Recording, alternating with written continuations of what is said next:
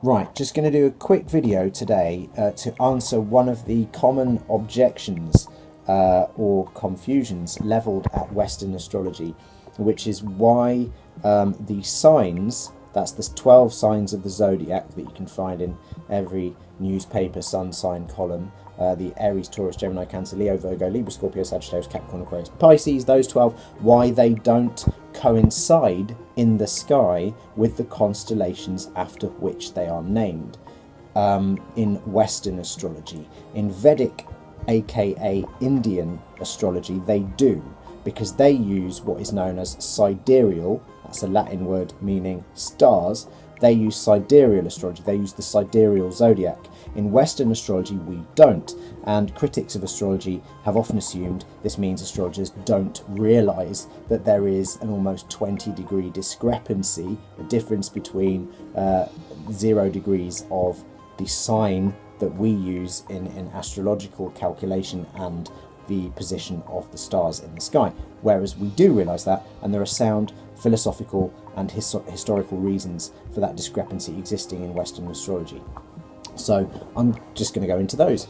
So when astrology was developed around 4,000 years ago, sort of Mesopotamian, Babylonian times, at the time when the sun was seen against the backdrop of the stars of Aries, when the sun entered what is known in sidereal astrology as 0 degrees Aries, it was the spring equinox, i.e. the time of year when the day definitively begins to exceed the night in length in the northern hemisphere, which is where astrology was developed, in the northern hemisphere.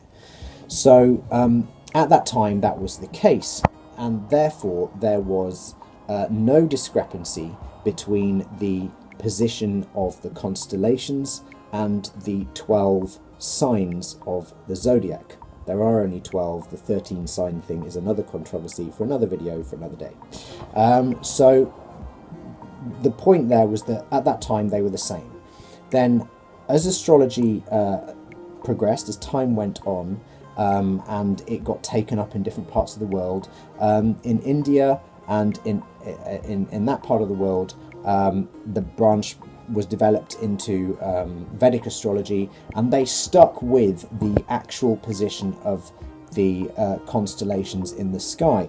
What happens over time is, because of a phenomenon that astronomers have named the precession of the equinoxes, which means the Earth slightly tilting on its axis over a period of time relative to the stars as seen from the perspective of the Earth. Basically, because the Earth slightly shifts on its axis over time, the constellations don't seem to stay in the same place, so that now at the spring equinox in the northern hemisphere, when the sun is at what we still call in Western astrology 0 Aries, in sidereal astrology, in Vedic astrology, it's around 20 degrees Pisces, i.e. the constellation behind the sun. If you looked at the sun and had the facility to do that without going blind, if you had that technology, then you would see the constellation Pisces behind it, not Aries.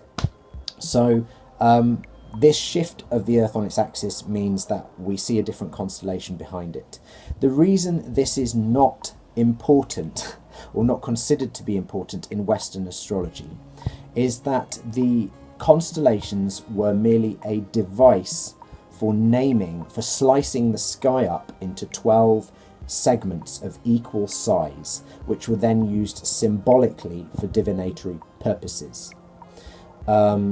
So it was only ever a symbolic division of the sky, and that symbolism was not based on the actual size and dimensions of the constellation, because here's the thing, the constellations aren't all exactly 30 degrees in size, they're all quite different. So for example, Libra would sprawl over maybe, I don't know, 40 degrees of a circle, whereas Aries is quite a small one, it would only take up about 15 degrees of a circle, so of the circle of the ecliptic, which is the plane of the Earth's orbit around the sun. In other words, if you sat the sun on a table like a giant beach ball and sliced it in half, sliced the sun in half, sat half of that giant beach ball on a table, and the Earth was a little pea rolling around the sun, that would be the ecliptic. That tabletop would be the ecliptic.